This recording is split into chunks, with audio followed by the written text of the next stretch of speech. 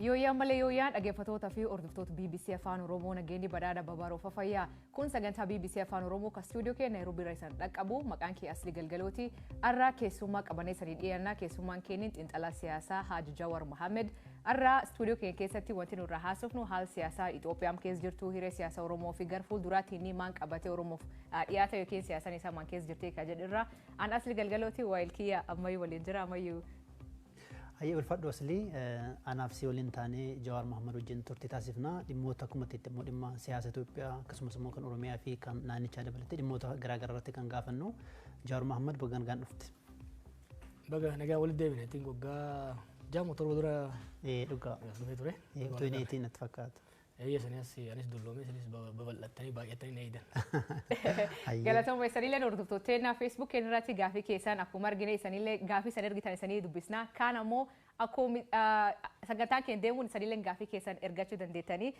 جواريو غافي كن جلك أبا جلك أبني أتين سياسة بكما إثيوبيا كيسان فدنيا كيسان لتو جودو بكمو وقاسة دي دورا يجي ماني آتي باتمو جودو مش ألفت أفور بافت شوف مو ما تدلتي ندلو مري كمان يرو دداتيت يرو الماني دابوتي بيس ركوا ما كيس تورتي ماني داستا واني يادا توريف يوم باي مالين غدا كجو ماري اجا توري بكالو جينيسي انا في روسن لولي تيغراي ريف تيكو هار غلفتا اوروميا كيس لولا ما توري نمونا كينيا باني دوبچون ابيد بلولا جرورت بوا دبلو وان تيف جالي سودان دويدا دوبان حالا نجينيا رتي كاموتا ولولا جيران dhiibbaa gochuudhaan amansiisuudhaan akkasumas hawaasa addunyaa gama dippiloomaasiitiin tumsa godhanii biyyattii gara nagaatti deebisuudhaaf callisuudhaan duubaan yaalii godhu wayya yaada jirurraa hin callise. Garuu dhiyeen kana deebistee haasa'u jalqabde. Jalqabgaaf mana dhaati baate wanti ati barreessitu illee jidduu dhaabbattee akka waan gartee nama araarsu akka miidiyaa isaa turte amma immoo dhiyeen kana baatee mootummaa kallattiin qeeqaa jirta. Maaltu jijjiirama? Konsinjee biyya sanitti ajandaan guddaan kan ta'uu qabu nagaa waggoota lama walakkaa dabaraniif afaaniin haa callisu barreessuuf dubbachuu haa dhiisu malee hirmaannaa cimaan godhaa ture. Oromiyaa keessattis naannolee biraa keessattis araarri akka dhufuuf qaamota mootummaas kallattiidhaan qunnamaa humnoota dippiloomaasii biyya sana irratti dhiibbaa qabaachuu danda'an kan gama lixaa jiranis kan gama bahaa jiranis baha jiddu galeessaa jiranis biyyoota adda addaa keessa deemuudhaan hogganoota biyyoota arguudhaan qaamota dippiloomaasii arguudhaan hunduu gama isaaniitiin dhiibbaa akka godhu tumsa barbaachisaa akka nu godhu irratti hojjechaan ture.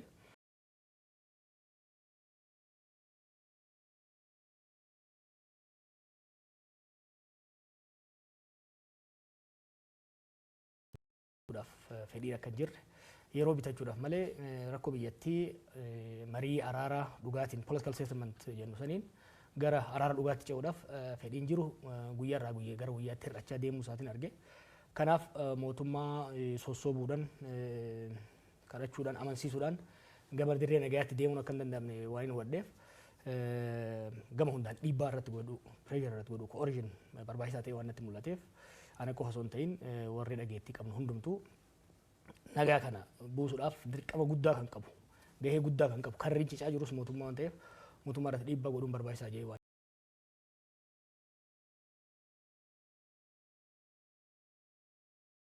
Jira jireenyi keessa erga yeroo dhiyootes Keeniyaa ta'eera maalii fi amma dhaggeeffattoonni keenya kana nu gaafadha jedhanii irra deddeebiidhaan nu barreessu jireenya baqaara jirta maaf Keeniyaa filattee kana dura Itoophiyaa seentu reeffa kiyya qofatu baa Itoophiyaa jettee turte. Ana mallee jiraatuma Itoophiyaati. Itoophiyaan jiraadha garuu Keeniyaa irraa hin hojjedha. Keeniyaan biyya bareedduudha. Biyya hojiin baay'ee irratti hodhamuu danda'u jiddugala dippiloomaasii naannoo kanaa taatee Finfinnee dursitee deemaa jirti. Hojiin kiyya immoo hojii kana waan hojiin dhuunfaa kiyya hojii hariiroo addunyaatiin international relation wal qabatu waan ta'eef Finfinnee caalaa asitti sochiin irra mijata. Kanaaf as jira malee baqadheetii miti. Yeroo yeroon inni ji'aan akkas Finfinnee deddeebi'a maatiin kiyya isa jiru malee baqadheetii miti. Kana dubboo Baqqala Garbaan nageenya kiyyaaf na yaadda jedhanii Ameerikaa dhaqanii eegasii gulgaltummaa gaafachuu isaanii ifa godhaniiru. Tarii rakkoo yaaddoo nageenyaa qabdaati. Yaaddoo nageenyaa nama dulloome kana caalaatu na hidhanii kana booda du'uma yoon du'es waan gaabbii guddaa irraan qabu sanii migaanaas na galche. Dhugaadhaa akka inni dhaabeen gaaf tokko gara irreecha hoggan deemu jeequmsa guddaa uumanii ijoolleen eegdus gara waggaa tokko hidhan. San booda waahillan paartii keessa wajjin jirruuf manguddoota biyyaanis mari'annee biyya san keessatti yaaliin gaafsan godhan deebisanii jeequmsa galchuudhaaf. Akkuma isin jee yeroo hidhaa bahetti sababa kiyyaan rakkoon tokkollee rakkoon biyya sanitti akka deebi'u hin barbaanne. Kanaaf gama Naayiroobii socho'uun hojii kiyyaafillee akka irra wayyaa asin sosocho'ee namoota arguu hin danda'a. Finfinneetti sosocho'ee nama arguun baay'ee ulfaataa ture. Kanaaf hojii kiyyaaf akkasumas immoo sababa kiyyaan rakkoon biraa kan uumamne jechuun biyya kana filadhe jechuudha. Gam siyaasaa yoo deebinee wanni ati reef wanni an dubbachuu jalqabee fi dhiibbaa siyaasaa uumuu fi rakkoon Oromiyaa keessa jirtu mootummaan fakkeessuu malee marii araara kana fedhii isaa buusuu akka hin qabne dubbatte.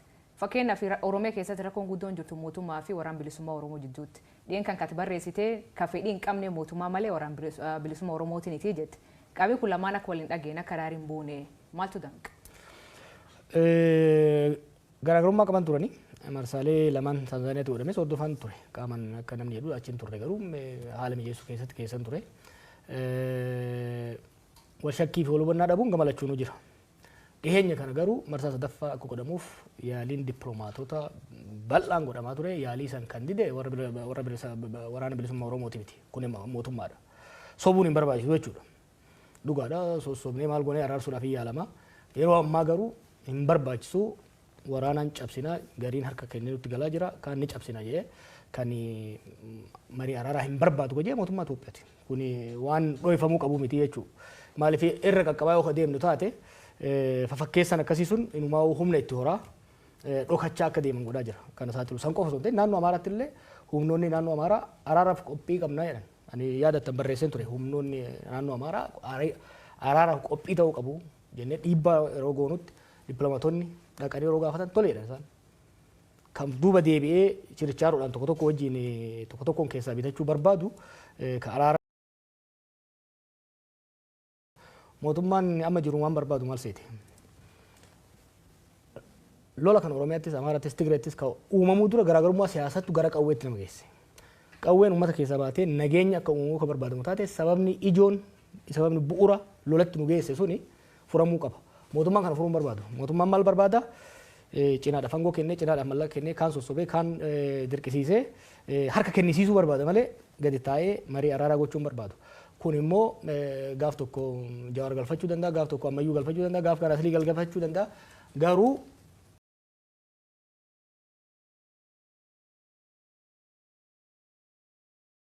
waraanni garuu jira akka gabaas garaagara irratti arginutti godinoota garaagara irraa waraanni bilisummaa Oromoo galuu jira jedhanii gabaasanii kunin jijjiirama fiduu danda'a nageenya Oromiyaa keessatti fakkeenyaaf naga buusuu danda'a. Waan tokko ifa ta'uu qaba. Ani Oromiyaa keessatti Itoophiyaa keessatti nam tokko qawwee qabatee bosona keessatti akka fuun barbaadu. Osoo hunduu galeen barbaada. Har'a warri mootummaa nagaa jettee inni jettu tuni gaafa dubbii waraana bilisummaa Oromoo kaasuun biyya alaan ture. Abiy Ahmad aangoo qabatee ji'a tokko turre. Gaafa marrooni waraana qabatee Eertiraarraa naannoo Wallaggaa galu ijoollee 30 qofa isa bira jira. Gaafa Abiy aangoo qabatu jechuudha. Gaafa sanirraa kaanee yeroo waannu maal jechaa turan torban lamatti daaraa goonaa jedhan. Yeroo 20 torban lamatti daaraa goonaa jedhanitti duula godhan. Akka waan ibiddaatitti bal'ataa Oromiyaa wal ga'ee jechuudha. Maaliif wanni amma galchaa jiran kun bu'aa buusuu hin danda'u maaf hin jedhe. Ani godheera bara. 2019 ammayyuu beeka interviina godhaa ture yeroo sanitti 2019 waraana marroo jala jure keessa walakkaa ol galchine. Gaafsanis daba mootummaatiin akkasumas shakkii warri adda bilisummaa Oromoo qabuun waraanni hammi tokko hafe waraanni sun dacha amma bal'atee Oromiyaa seenee jechuudha. Waraana cinaan irraa muranii galchuun kuni yeroodhaaf olola torban tokkootti faayidaa qabaachuu danda'a malee yoo har'a namni 500 gale rakkoon siyaasaa dhiibbaan siyaasaa dargaggeessa kana bosona galche sun yoo furamin har'a 500 yoo gale borumuu 50 bosona galaa jira jechuudha. Nam 100 maqaa waraana bilisummaa Oromootiin Oromiyaa keessa jira bara 100,000 dargaggeessa kana kan dhiibee galche siyaasa marrooti miti. Waan marroon ideoloojii addaa qabaateef miti. Ajjecha hidhaa dhiibbaa bulchiinsi Oromiyaati federaala mootummaa Itoophiyaa irraan gahutu dargaggeessa kana bosona galche. Dargaggeessi kuni bosona akka galu kabiraammoo deebi'ee akka hin seenne yoo barbaadamu taate rakkoo siyaasaa jalqabumaa lola seensisan furuun dirqama ta'a. Akkuma jettee duraanatilee yaalti barkum lamaaf kudhanii sagalii gaafa sammuu bu'an buufne warri deebi'eeleen deebi'ee bosonaa deebi'i kaan hin hidhamanii kaan hin ajjeefamanii gabaas jedhutu jira kaamma kanaaf ka gaafas maaltu ati godha warra galuu jiruu fi ka gaafas gale. I think Einstein na fakkaate waan wal fakkaaturra deebi'anii tolchanii bu'aa addaa eeguun maraatuudhaan barsan yaalii goone hin taane. Ammallee wal dhibbee ijoollee jidduu jiru sababa adda addaatiin ijoolleen galaa jirti. Gaariidha kun ani kun barreessetti ijoolleen amma galan kun dura wal lolaniiti. Murnoota adda baanii Oromiyaa keessatti lola godhanii nama keenyas rakkisuurra ofiifillee dhiiga ol dhiisuurra galuun isaanii waan gaarii jeetiin amana. Garuu rakkoo Oromiyaa keessa lola Oromiyaa keessaa kanaaf furmaata ta'uu hin danda'u. Rakkoo kana kan uume wal dhibdee adda bilisummaa Oromootii fi OPDO yookiin immoo OPP jedhan jidduutti uumame tokko. Lammaffaa murtii Abiy Ahmad abbaa irree ta'uudhaaf jecha dirree siyaasaa biyyattii dhiphiseetu kanatti nu fidee jechuudha. Kanaaf dirree siyaasaa bal'isuu marii araaraa wal amantaa humnoota siyaasaa jidduutti. Abbaa OPDO jidduu qofa miti.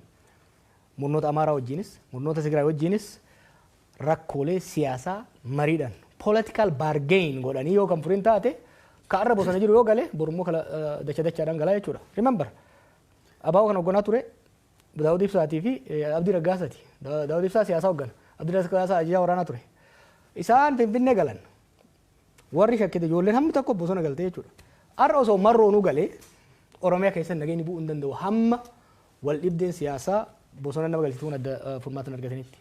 Jawar wal dhibdeen siyaasaa kun ni dhiifama ammayyuu akkamiin furamuu danda'a fakkeenyaaf gaaf biyya galtanii wanni ijaartanii turtanii baqaan isaa gaaddis hooggansa Oromoo jettanii ijaartan paartiilee biyya bulchurraa paartiilee mormituurraa jaarsolee ijaartanii walitti fiddan kaayyoon isaa maal ture maafi baay'ee fi galmaan ga'uu dadhabe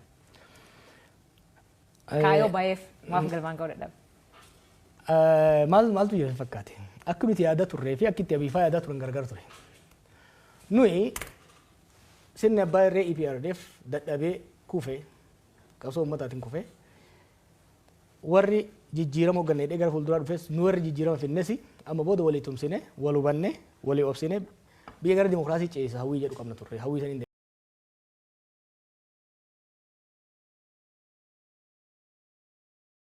kun adadaan isaan irree abbaa irrummaa cimsachaa deeman nummoo yaalii irree isaanii san hamma tokko dhiibbaa irra goonee daandii baaburaa gara dimokiraasii geessuurraa akka hin baaneef shaakalaa turre jechuudha.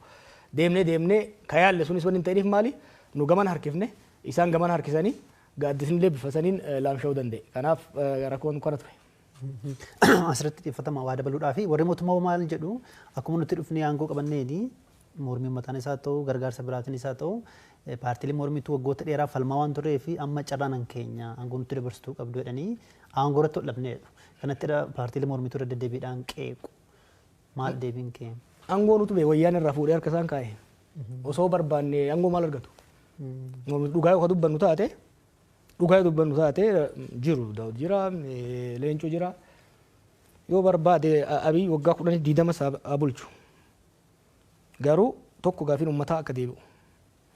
Lammaffaa sirna demokraatawaa sabaaf sablammoota biyya sanii haqa isaanii bifa walqixxummaadhaan kabachiisuu danda'u fiduu qaba. Yaaliin hanga ammaatti murnoota adda addaatiin aangoo irra qabataniin sirna abbaa irree tursiisuudhaaf yaalame biyyattii laaffisa.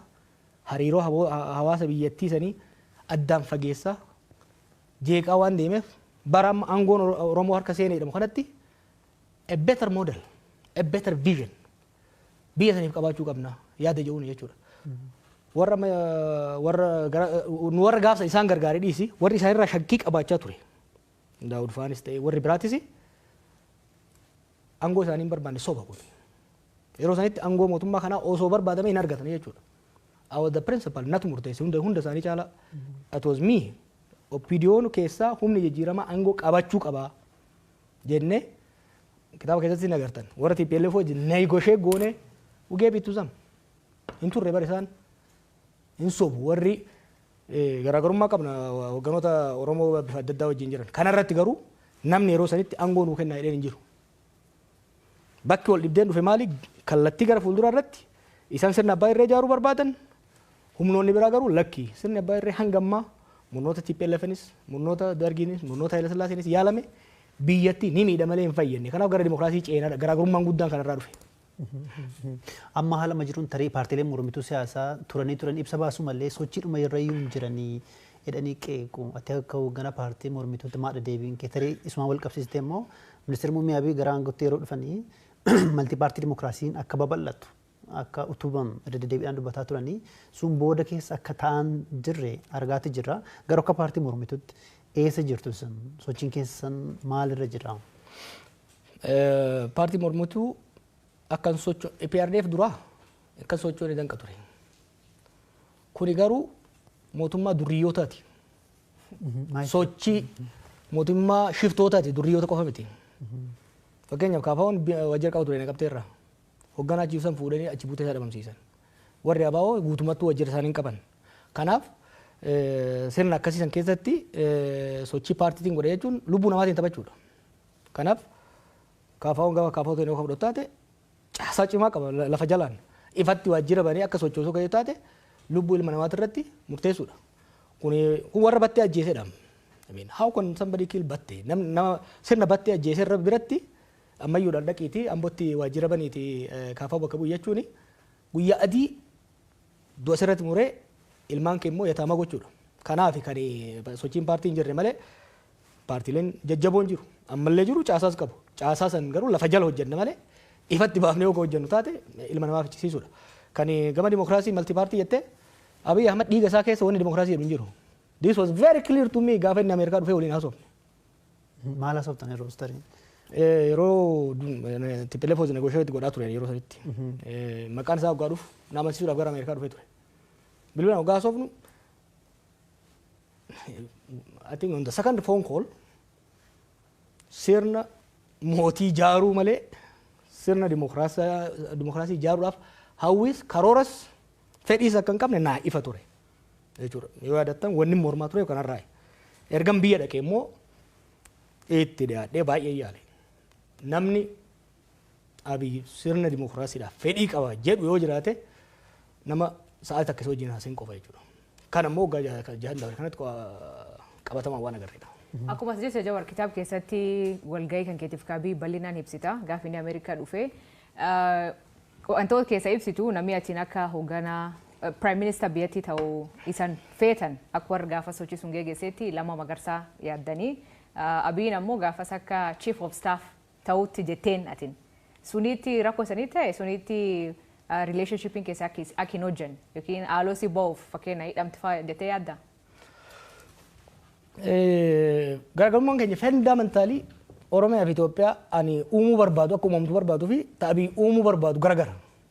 Ani Itoophiyaa fi Oromiyaa uummattoonni isii keessa jiran haqi isaanii eegamee wal marii negotiation hoogganoota isaanii gidduutti godhamuun sirni dimokiraatawaa sabdaneessaa itti ijaaramu uumuuf hin qabsaa ijoollummaa kiyyarraa kaasee. Abiy immoo abjuu haadha isaatirraa kaasee mootii Itoophiyaa ta'uu mootii qorkee sirna abbaa irree ka gubbarraa inni gattaa'ee hamma qabaleetitti namni isa faarsaa isaan dhaatataa jiraatu ijaaruu barbaada. That was very clear to me from day zero. Yeroo sana namoota hundatti ibsaan ture. Including maatiin kiyyaa'u boleetiin xiyyeeta akka amma egaa namni hedduu mirgaa inni gara aangootti dhufusanii qeequu itti fufnaa aboon irraa callisii nu amma Oromoon aangoo nuu qabatee jira. Mee kanumallee rahaa ittiin goona ittiin gammanna dhiisiidhaan jechaa ture. It was very clear. Garaagarummaan keenya kanarraa ka'eeti kan dhufu. Hidhamuunis ta'e wal diddaan hunduu kan dhufu fundamentally wal view. Society nuti uumuu barbaannu garaagarummaa waan qabuuf. Tarii amma gaaffii duratti kaasee irratti waa'ee ministeera muummee waa dubbatteetta. Erga biyyatti galtee booda immoo mootummaa kana kursii jalatti eeguu qabna bilisoomne irras jechaas turte. Tarii sama duratti jettee hojii waliin faallessu. Maaltu teessitti fakkaate? Kophaan ta'e yeroo mormu san uummanni mormitoonni manguddoonni dhufanii waajjiratti nuu ta'eera wayyaanummaan adeemtu malee Oromoo haa ta'u malee abbaan fedhe hanguu qabatu na cinqan. Ofii shakkii beektaa? Inni naaftee ofii fangoo barbaadde ofii akkuma dhiiroo yoo sirba mammaasa Oromoo tokko jira beektaa? Umarii sirba na fakkaate 11 ta'anii wajjin manaa bayanii 10 garana godhee tokko gana godhee eenyuun maraateen isaan beekamu. Ofii shakkii I said maybe I'm wrong. maybe waan hin agarree gurbaa kanarratti uummanni argaa jira. So let me give it. Jiru warri amma kana waliin haasofnee murteessine. Let me give it a try. Akkasii okay. Yoo adattan gaafa inni aangoo qabate boleessi aangoo qabattee mi'aayee wanta dabarte amma dandeenyu walaa gargaaru. I decided okay gufuu ta'uu hin danda'u. Waan hin beeku hojjennoon kiyya kun jiru ta'e hamma danda'een haa tumsu yaada jechuun biyya gale waggaa tokko oliif day and night gargaaraan ture karaa deebisuudhaaf hammama yaalaa deebiin garuu milkaa'uu hin dandeenye. Kanaaf narra akka gaafas I have to try something saniif inni jedhe. Asilitti dabarsuu kun dura akka nama siyaasa tokkotti Itoophiyaa bulchuuf yaada qabdaa? Yoo jara kanarra hafte dhugaan siin jaa. Maal jechuu? Anaalojii makiinaan jiru tokko jira beektaa? Akka jarri kun amma itti deemuun yoo rabbi nu gargaare malee biyyi tuni biyya turtuu biyya hiddisii gaffagaattuu taate beektaa uummanni biyya sanii garaarsa nyaata. Uummata miskiina beektaa uummata fayyaalessa wallaahi uummata nagayaati beektaa biyya kanatti agartanii waggaa taaksiin parsantii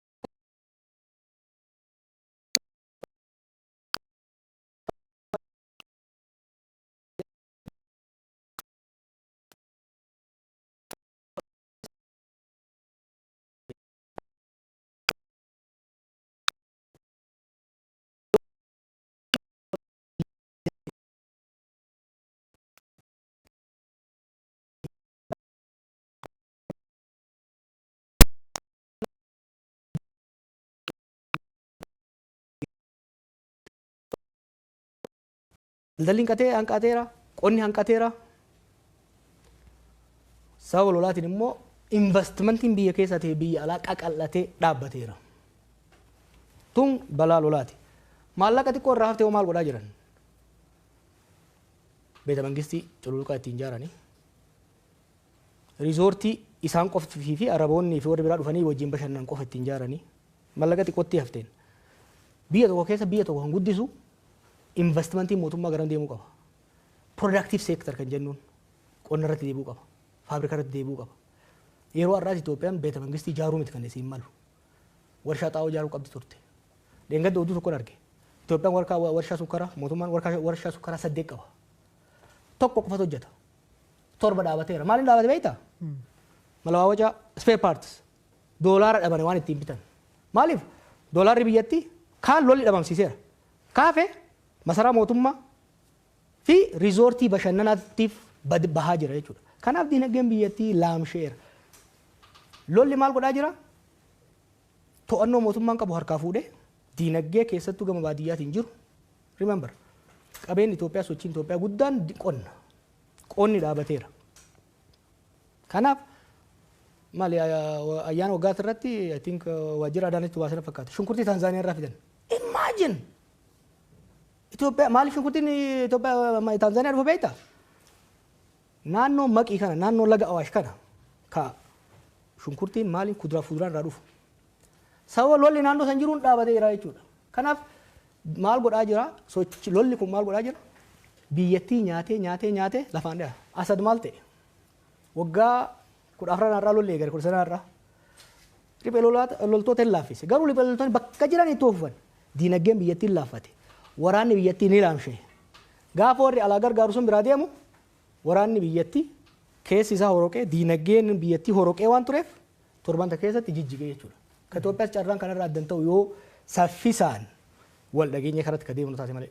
Rakkoon biraa ka biyyattii keessa jirtu amma fakkeenyaaf rakkoo nageenya jirti, dinagdeen jirti. Ammoo inni uummataa tamaan tana dhukkubsamuu ta'uu jiru nan butanii maallaqa gaafachuu. Kuniin maal akeekatileen barreessitee turte? Ka butu beektaa lachuu. Amma beektaa biisanitti humni qawwee reefka mootummaa caala kan hin jiru ka officially mootummaan bobbaasu. Qondaalonni mootummaallee beektaa waraana ofii qabanii ka biyyattiin saaman kan daldalaa qabanii ittiin saaman. Ka barre riphee lolaanii seera didee bosona galeemi. Qaamni mootummaallee nama saama, riphee lolaallee nama saama. Uummanni rakkoo guddaa sheer godhan immoo maallaqa sirraa fuudhan kan baankiin walii dabarsan. Qaamni mootummaa keessa jira jechuudha. Amma deengadda iyyinee ka dhaabsinu fakkeenyaaf kan biraa hafet waraana si galchine fuudhanii waraana raafuu yoo barbaadde 100,000, 120,000, 130,000 kafalisiin jaan jechuudha. Maaliif? Sababa sirni wanni amma reefu isin jabsuun sirni mootummaa the state has become so weak hedduu waan laamshooftee jirtuuf sirni mootummaa ka biraa dhiisii caasaan mootummaatu to'annoo mootummaatii ala bahee saamicha irratti yakka irratti bobba'aa jira jechuudha. Kun immoo uummanni akka abdii kutatu uummanni akka dallansuu hamaa keessa galu isa godhee jira. Kanuma wal qabsiisee kallattiidhaan tamsaasa BBC Afaan Oromoo caqasaa jirtu keessumaan keenya Jawaar Maammadidha. Kitaaba haaraa barreessee guyyaa boruu eebbisiisa. Garuu dhimmoota siyaasaa naannoo Oromiyaa san Itoophiyaas kan nutti kaasaa jirru himannawwan garaagaraa qeeqa garaagaraa aangawoota mootummaa akkasumas immoo qondaalota paartii biyya bulchuu irratti dhiyeessaatti jira Jawaarii. Akkanuma siyaasatti kun waanuma eegamu yoo deebii kennuu barbaadan yookiin immoo dhimma kanarratti yoo BBCtti dhiyaatanii dubbachuu barbaadan kan keenya banaadha. Namoonni siyaasaa keessumaa kan paartii biyya bulchuu keessa jiranii Jawaar daldala keessa jira. Maaliin jiraatta galiin kee maali? Hojiin qaba garuu yoon daldalee maal rakkoonsa? Namni siyaasaa hattuu ta'uu qaba jechuudha. Maali yeroo hedduun dhagaa waan akkanaa kana namni siyaasaa yoo hojjete yoo dalagate maal rakkoonsa? Ani dalagachuu hin danda'u moo? Fayyaa shaniin qaba. Beekumsa barnootaan qaba. Yoon hojjetadhe maali? Yoon daldale maali nama rakkoonsa? Inumaatu rakkoon biyya san keessa jiru namni hannaaf siyaasatti seena. Of danda'een hojjetu. Kanaaf an osoon daldalee osoon itti beekee daldalee ittiin gammadaan. Daldalan keessa hin jiru garuu hojii gaariin qaba. Hojii sanan hojjedha. yoommoo rabbi naa qajeelchee carraan daldalaa dhufte immoo sirriittiin daldalaa kun waan waalamuu qabu miti. Akkuma jette qeeqa irra deebiidhaan dhiyaatudhaa fi gama kaaniin hariiroon dhaaba kaafaa waliin qabdu keessumaa ammatti hoggana ittaanaa paartii koongireesii federaalaa Oromooti kan kaafaa'ooti. Hariiroon kee akkam fakkeenyaaf yeroo darbii adoolessa keessa yeroo isaan kola ta'anii bakka Baqqalaa Garbaa filatan fa'aa waan argamteen seeni wantoota gurguruudhaa baadhee aangawoota yookiin immoo qondaalota paartii sanaa irraas gaafa odeeffannee xiqqoo hariiroon keessan akka laaffate waan akeeku odeeffanne sirraa gad dhaga'uu feena akkami hariiroon kee? Hariiroon keenya jabaadha garuu biyya keessa waan hin jirreef walgahii idilee yeroo hunda godhamu hirmaachaa hin jiru sanii alatti garuu waan irraa eegamu godhaan jira hariiroon laaffee kan jedhullee sirrii miti hariiroo gaarii qabna hariiroon sun immoo gaafa barbaachisaa ta'etti gaafa hojiin hojjetamuu qabutti ni hojjenna. Kana dura an Oromoo farse yookiin immoo dursa Oromoo fetteetti dhalabsitee egasii mormiinis jabaatee mootummaan haaraa isaan gotti dhufee ati amma akkam ilaalchi Oromoo farestidha moo Itoophiyaa farestidha? Gaafasis maali ka dubbii kaase? Gaafasis namni Oromummaa isaatiin waan dhiibameef Oromoon beekamsuutu kaseene Oromoo waan ta'e qofaaf himi. It's not a DNA question. Oromoon akka Oromootti waan cunqurfameef akka Oromootti qabsaa'e. Kan qabsaa'e garuu Itoophiyaa waan jibbeef saba biraa waan jibbeef miti. Roorroo ofirraa kaasuudhaaf jechuudha. Eenyummaa isaatiin dhiibamuun akka irraa dhaabbatuuf jechuudha. Kanaaf immoo har'a kan jechaa jirru maali? Roorroo kalee ofirraa kaafnee roorroo haalaa jira. Kan ammaa kan immoo kan hammeessu kalee gara tokkoon dhiibamaa turre. Har'a gama lamaan miidhamaa jira Oromoon. Gama tokkoon sirna ofii hangoorra baaseen ajjeefamaa saamamaa salphachaa jira. Gama biraan immoo saba murni kun Oromoo ta'e qofaaf badii inni saba biraa irratti hojjetuuf Oromoon immoo abaaramaa balaaleffatamaa jira jechuudha. Gama lamaan rakkataa miidhaa gama lamaa keessa jirra jechuudha. Kanaaf ilaalchi kiyya maali? Itoophiyaa Oromoofis saba biraafis haqa eegdee wal taasiftee walii tumsiiftee dimokiraatawaa taate jaaruu irratti fuulleffadhee hojjedha jechuudha. Gaaffiin namoonni hedduun amma karaa feesbuukii nu gaafachaa jiranii jawaroonni san nu gaafatanii waa'ee du'a Caaluu irratti nu gaafadhaa jiran gaaffiin du'e sanillee gaafa suma hidhamtanii waan du'e sun irraa waan beektan qabdani. Akkuma beektu kan Hacaaluun ajjeefamee borumtaa isaan hidhame. Amma nu wadhu kitaaba keessatti barreessee jira. Odeeffannoon qabu kan ragaa ittiin qabne immoo barreessine. Du'a Hacaaluu ni qoratama. Har'as ta'uu baatu boru ni qoratama. Dhugaan immoo ni baha. Har'atti odeeffannoo ragaa qabatamaan hin jirre baasuun ragaa san dhoysuutti waan nama geessuuf waa baay'ee keessa yeroo adda addaa nan gaafatamaa seenuun barbaadu. Gaafa tokko garuu qaamni walabaa ta'e dhaabbatee waan ta'e tokko tokkoon akka deemu. Wanni ani beeku garuu erga gurbaan ajjeefame irraa kaasee qaamni mootummaa dhugaan akka hin baaneef dhodhoysaa hedduu godha akka ture ifa. Sammuu kitaaba keessa kaa'ee jira. Kaanini sorry ammayyuu ka bal'inaan gaafatamuu jiru waa'ee laptop kan kee kaa'atu obbo Lammaa Magarsaa kenniti. Eegi laptop itti kennite obbo Lammaallee dachuuma as buuteen isaa dhabamtee laptop kan keetii fi waan obbo Lammaan keessa jiru maal qabda? Bill laptop itu narra nafta. You see, we tried bar biyya sanitti wanni xiqqoo tokko yeroo tokko na aarsu maal akka ta'e beektaa? Yeroo san na sodaatu turan. Akkam biyyatti hin galle jaarsota irratti ergan. Dhufuu dura isaan achi dhufuu dura akkam biyyatti hin galle akka nafu. Waan biyya dhufee aangoo irraa fudhatu itti fakkaatu ture. Akka aangoo irraa isaanillee hin barbaanne. Akkan isaanii tumsuu heetu. Hubachiisuun qaba laaptooppii keessan kenne. I was disarming qabsoo qeerroo fillee symbolically kan hin barbaade qabsoofni as geenye amma jara aangoo irra dhufe kana jeequrra tasgabbii isaan dhabsiisurra mee yeroo kenninee fi hamma dandeenyetti kabnee qaqqabne qaawwa isaanii cuccufne haa deemnu symbolically sodaa naasuu yeroo san abiifaa keessa jiran keessa baasuufin bifa saniitti kenne. Haala lammaa odoo gaafattanii wayya fayyaa akka qabu nagaa akka qabu Awurooppaa akka jiru nan beeka dabree wal quba qabna lammaan nama galaa taate Oromoodhaaf. Hin gaabbu kitaaba keessaa kan hin jiru tokko lammaa deeggaruu hojjetu hin gaabbuan.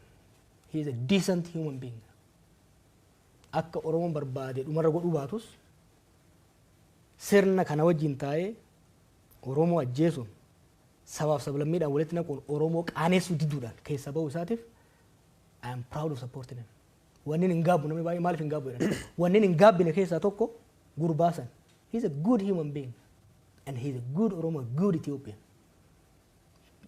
Gaafa nama akkasitti deeggaru san ani akka namni jedhu lammaan beekuun ture. Dhugaa hariiroo hin qabnu turre. Yeroo takka lama waasofnedha. But I feel I'm a good judge of character. He's a decent human being. And har'as taanaan namoonni baay'een of course maal calliseedhanii miti. Saba miidhurra akaakayyuun kiyya tokko maal jedha. Waa tolchuu dadhabde waa balleessurraa of qusachuu danda'uun waan gaariidha. Kanaaf an ammas I have a huge respect isaaf. Okay, wal quba qabdu jechuudha. Yes. Tole gaafii tokko dabalee gasii booda asilitti dabarsa. Amma rakkoo baay'eetu jira Itoophiyaa keessa akkatti kaaftee akka nama siyaasa tokkotti political economic immoo siyaasa diinagdee akkamitti wanna kanaaf furmaata fiduu danda'a. First thing first. Karaan irra deemamaa jiru qileetti nu galchee akka jiru balaa hamaa keessa biyya galchee akka jiru amanuu gaafata. Dongorri guddaan misoora siyaasaati. Ololli qaama siyaasaati. Siyaasa keessatti wanti hamaan olol ofiitti amanuudha. Hoggansi siyaasaa tokko propagaandaa ofiitti amanuu eegallaani ofis biyyas kasaarsa. Ethiopia is not on the right path. It's on the path to disaster. Abiyyi fi jarri isa bira jiru kan amananii fudhachuu danda'u qaban. Haalli Oromiyaa keessa jiru, haalli Tigraay keessa jiru, haalli Amaaraa keessa jiru harka mootummaati ala bahee jira. Kuni maal gaafata? Araara gaafata. Ani ni beekta. Humnoota bosona jiran kanaan nan qeeqama. Tarii kana dhabamsiisuu barbaadanis baay'ee Oromiyaattis Amaarattis. But this is not personal. Garuu bakka bu'ee sitti himuu nan danda'a. Humnoota hidhatanii deeman kana amansiisuun ulfaataa miti nagayaaf. Ijoolleen hedduun isaanii qabsaa'ota mirgaati bar. Marroon fa'aa waggaa 20 abii dura waggaa 20 qabsoo keessa turan. Zammana kaasee fa'aa Eertiraa turan. At a minimum they know what they stand for. Karaa tarsiimoo isaan hordofan irratti waliigaluu dhabna malee ilaalcha isaan qaban irratti waliigaluu dhabna malee at the heart biyyi akka diigamtu fedhiin qaban. Onne I can speak with confidence ijoollee kana nan beeka ijoollee kana. Wal falmaa turre wal beeyna wal loluu dandeenya. Ultimately garuu haala amma biyyi keessa jirtuun nagaa ala falli biraa hin jiru jedhanii tamanu. I challenge Abifa and I will bring ijoollee kana amansiisuudhaaf itti gaafatamuu nan fudhadha.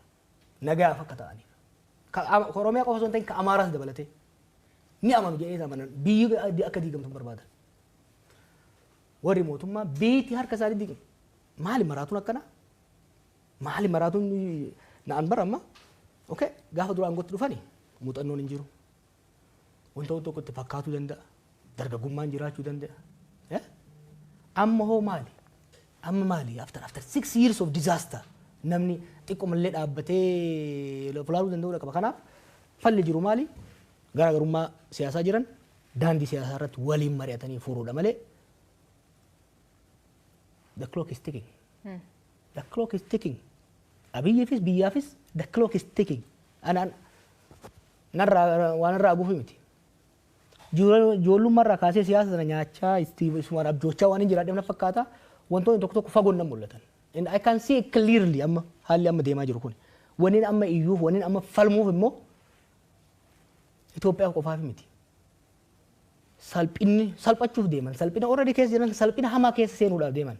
Salphinni kun immoo anaafis naaf dabare akka nama Oromoo tokkotti akka lammii Itoophiyaa tokkotti jechuudha. Kanaaf karatti deebi'uu gaafata. Galatooma hordoftoota kennaa warreen hordofuu jirtan gaafii keessan arguu jirra. Gaafileen hedduun ka dhiyaatu kitaaba barreessuuf maltu si kakkaasee ka jedhu kan irra haasofne turre website keenya ka BBC Afaan Oromoo irra dubbisuu dandeettanii. Kaaniin kitaaba kan kee eebbisiisuu fi biyyoota garaagaraatti imaluu fi kan Nairobii bor eebbifamaa asiin booda Awurooppaa deemta.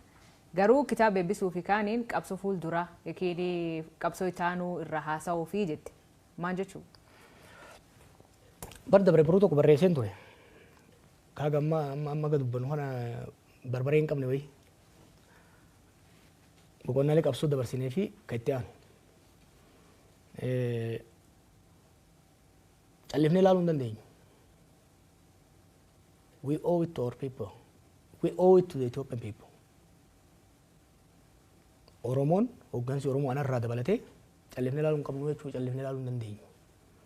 Dur irraa kaasee ergan biyya alaa dhaqee irraa kaasee aadaa tokkoon qaba. Yeroo yaadni tokko dhufu taa'uun oolu uummata wajjin marii banaa godha. Yaada kiyyaan dhiyeessaa gaafiin hin dhufaa, chaalenjiin hin dhufaa. Yaada san keessaa gabbifnee hojiitti seenaa jechuudha. Clearly haalli amma Oromiyaan fi Itoophiyaan itti deemtu haalli jarri kun maqaa keenyan biyya ittiin deeman it is not sustainable, it is not beneficial, it is a disaster. Qabxii kana uummata wajji mari'achuun barbaada. Uummata wajji haasa'uun barbaada. Uummanni yaada kiyya chaalenji akka godhaniin barbaada. Anis chaalenji gochuun barbaada jechuudha. Kanaaf kitaabni akkuma carraa kana waliin dhufe malee amma marii sana irratti gaazexeessitoota akka keessanii bakka adda addaa jiran wajjinis haa ta'u uummata bal'aa biyyoota alaa keessa jiru wajjin mari'achuun barbaada jechuudha. Waan hin gaabbineef hedduu barreessite kitaaba kan keessatti ka uummati beekulleen hedduutu jira kaati hin gaabbineef. Ammoo xiqqoollee hin gaabbitu wanni ati irraa gaabbitu tokkollee hin jiru. Maaliin gabba Oromoo ta'ee dhalachuu kiyyatti immoo uummata kana qaanii keessaa baasuu kiyyatti ni qaabbamoo gargaafaan qabsoo seenu gurbaa kanaan eeggadda ijoolleen jedheen kan manni areeda qabu. Ani qancaraadha beeyta. Ijoollummaa keenyarraa kaasee maal akka ture beeyta. Sababa rakkoo abaa'oo keessa uumamaa tureen Oromoon miliyoona 50 taate warra miliyoona 5 keessaa dhufeen akka feetetti dhiitamti waggaa 50 deemanii homaan fidan Oromoon mana barcaa dhayitu kanuma mana taaziyaa dhayitu kanuma mana farsoo dhayitu kanuma Oromoon hamilee wal cabsa Oromis hamilee wal cabsa ture. We changed that. Arriyoo xiqqaate Oromoon waa gochuu hin danda'u namni jedhu kamaraati malee hin jiru. Kamaraati illee hin jedhu. We proved. Ummata kiyya amanee because I know my people. Ummata kiyya amanee callifnee lafuma kaanii girriin jenne akka jarri kaleessa jedhanitti kitaaba keessatti nagarta. We spend years after years hin qoranne qabsoo kamtu haala qabatamaa biyya keenyaatiif ummata keenyaatiif baasa jennee beekumsa keenya san teknoolojii ammayyaa wajjin haala uummanni keenya keessa jiruuf haala addunyaa wal qabsiifnet osoo tuffatamnu the biggest contribution an Oromoodhaa godhe cabaa hamileedhaa keessa baasudha. Repairing the collective collapse of self-esteem. Har'a immoo tokko kan aarsu kaleessa Oromoon qabsaa'uu hin danda'u jedheet saba keenya hamilee cabsuudhaaf irratti hojjaa turan. Har'a immoo Oromoon biyya bulchuu hin danda'u yeroo kitaaba keessatti yoo ilaaltanii turtan aangoon nuun malaa jedhee 2015 maal barbaaddan isaan maal barbaadan Finfinnee pirezidantii Oromiyaa si goona waan akka no aangoon nuun malaa jedhee jaba baasee jennaani Oromoon biyya bulchuudhaan qophoofne jedhan isin garsiifnan jedheen biyya bulchuu hin danda'u jedhan Oromoon biyya dhiisii ol bulchuu hin danda'u jedhan back in the day. These guys proved that. Oromoon biyya bulchuu hin danda'u kan jedhu san dhiphinaan wallaalummaan of tuulammaadhaan ijoolleen tuni qaanii san Oromoo irratti fidan. Har'a Oromoon bakka jiruun hoggaa isaa miidiyaa irra bayan qeensa ofii keessatti dadhabamuu barbaada. Oromoon bee uummata oral society uummata dubbannee dhagaa amansiisuu dandeenyu bar. Uummata hojjannee ofii miti addunyaa kanaadhaaf hayyoonni Oromoo bakka meeqatti addunyaa hoogganaa jiran. Har'a Oromiyaa diiganii dachee dhiigaa godhanii uummatoota Itoophiyaa abdii guddaan irra ture yaadattaa 2018. Kanaaf again I want to try one more time. Uummanni keenya hamileen isaa akka hin cabne. Uummanni hamileen isaa cabe bara baraan salphata. Hamilee uummata keenya eeguudha. Kanaaf dongoroon hojjedhe jira yaa baay'eedha. Bagan dongoroo hojjedhe immoo. I was young. I was energetic. Kottee baay'eedhaan jedhe. Baay'een seene. But I delivered. Anaaf warri wajjin hojjenne waan uummata keenya waadaa galle deliver godhaa geenye jechuudha. Kanaaf maaliif hin gaabbu jette Akkan gaabuu barbaadan ana qofaan beeke amma speaker on behalf of Oromos akka gaabbinu barbaadan hin gaabbinu wani gaabbinuuf hin jiru itti yaadne hojjenna hojii doongora keenya irraa hin baranne hin sirreessina itti deemna ammas yoo taate amma warri hedduun sirna kanaan gotti hiduu keessaniif hin gaabbitanii hin gaabbinu jallaa ormaa kaafnetti jallaan keenya dhufe jallaa kana kone hin diriirsinaa yoo karaarraa kaafna simple diriirsuun danda'ama ni alla dinnaan munni hogga jallate ibidda keessa hin beekan kazara akka tolchan hin jiraami ibidda keessa yookiin jallata yookiin caba jallatee garuu itti fufuu hin danda'u jechuudha. Dubbii karaa kan hubadheetti amma adeemsa kana dura deemaa turte deebistee yaaluudha barbaadda akkasii akka duula qeerroo kakaasanii qabsoo karaa nagaa gaggeessuu wayii. Wanni akkasii hin jiru. You have to be adaptive. Horii hojjettu keessatti. Amma I just want conversation. Haasaan barbaada amman. Haasaan barbaada. Bakka san hin geenye. Karaan qabsoo baay'ee jira. Karaa irra hin deddeebinu. Karaan tooftaan haaraa baay'ee jira. Modern era. Gaafan biyya alaa dhaqu. Generation faaltookii turre. Generation Facebook itu, generation Twitter itu, mali TikTok itu. As technology changes, society keessa waggaa jijjiiramu, strategy keessa waliin jijjiirama. Ana amma achillee jiru. Amma waa'ee qabsootu haasa'an jiru, waa'ee sirna kana goonaa miti. We need to have a conversation akka Oromoo salphannee jirra. We have let down the Ethiopian people. Ummata Oromoo qofa osoo hin ta'in, ummata Itoophiyaa, ummata gaanfa Afrikaa, we have let them down. Liability taaneera. Ummata guddaadha nu. Baay'inaanis teessuma lafaatinis Somaaleen nurraa abdii qaba. Dhayin lola isaan wajjin seenna. Har'a mootummaan Abiy Oromoon hin lola, Amaaraan hin lola, Tigreen hin lola, Eertiraan hin lola, Somaaleen hin lola. No. Oromoon ummata kana hunda wal taasisee wal hin dhaga'ee naannoo gaanfa Afrikaa kana seenaa jeequmsaa, seenaa lolaa keessaa baasee tasgabbeessee hiyyummaa bara baraan uummanni naannoo kanaa hundi ittiin beekamu keessaa baasee jaaruuf kan danda'u Oromoodha. Maaliif riisoorsiidha qabna, dhugaa qabna, lafa bal'aa qabna, aadaa qabna, gadaa qabna. Kanaaf wanni nu barbaadnu what I want this conversation amma kan boodatti dhufna ammatti wanni barbaadu warra mootummaatis qeeqdhaan dhiyeessu come on kana caalaa callifnee kufaatii kana caalaa salphina kana caalaa keessa seenuu hin qabnu. I am calling for conversation. Mootummaa wajjinis warri mootummaa ola jirus haasa'uu qabna amma. Gadi baanee dhugaa walitti himnee haasa'uu qabnadha.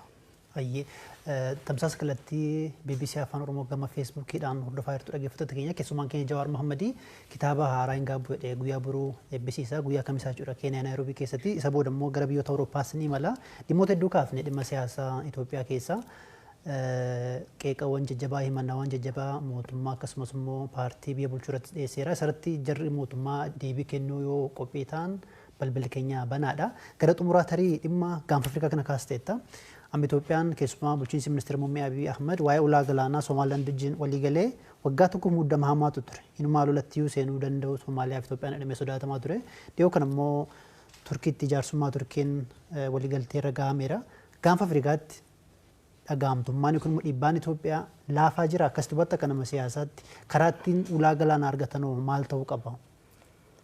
Hariiroon gahee Itoophiyaan gaanfa Afrikaa qabdu laafaa osoo hin ta'in hin jiru du'eera.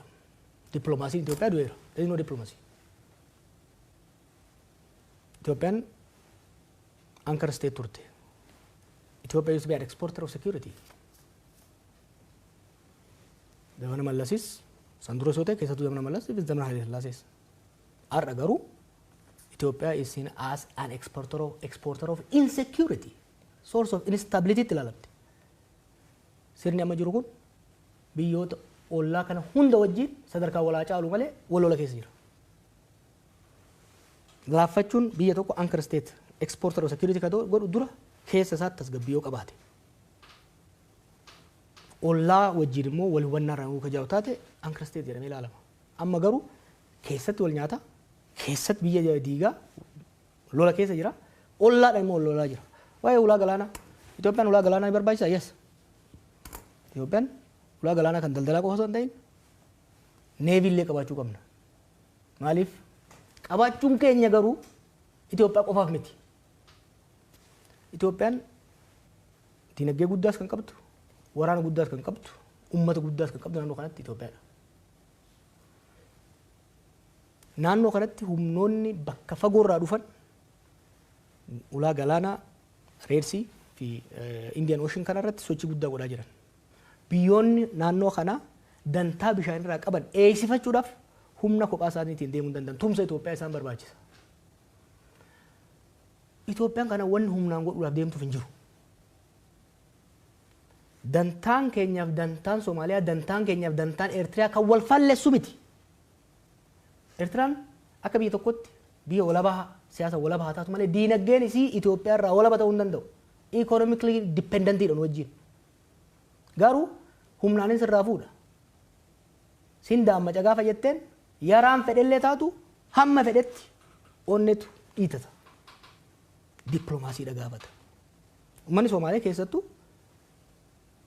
waggoota 6 dabretti an bakka hundatti yeroo wal mormaa turre Abiy wajjin bakka hundatti Abiy waan tokko difeen godhan ture. Imaammata Somaaliyaa irratti gaggeessuun. Yeroo dheeraadhaaf mootummoonni dhufaa dabran dhimma Somaaliyaa keessa seenanii jeequudhaan Somaaliyaas laaffisanii Itoophiyaafis madda rakkoo ta'aa turan. Abiy waggoota 5 aangoorra ture kana gochuu dhabuun isaa galateeffatamuu qaba ture. Bara dabre all of a sudden waan rakkoo guddaa nuuf Somaaliyaa jidduu osoo hin ta'in sadarkaa addaatti godhamu keessa seenan. Qophii malee, tarsiimoo malee, tumsa odoo hin jaarratiin itti deemame. Bifa adda addaatiin balaaleffannaa dippiloomaasii bahaa dhihaa. Chaayinaa fi Ameerikaan dura wal ta'e. Dippiloomaatiik ayisoleeshinii keessa nu seensisee jechuudha. Dhiibbaan sun amma Abiy harka kennatee akka mallatteessu isa godhe. Credibility is the currency of foreign diplomacy jedha Tony Blair. Credibilityin mootummaa Itoophiyaa, sirna mootummaa Itoophiyaa baay'ee gadi bu'ee jechuudha. Kanaaf ulaa galaanaa nu barbaachisaa. Warri didees hin jiru bar. Biyyoonni ollaa jiran kun nu barbaadan ta'e ni daas.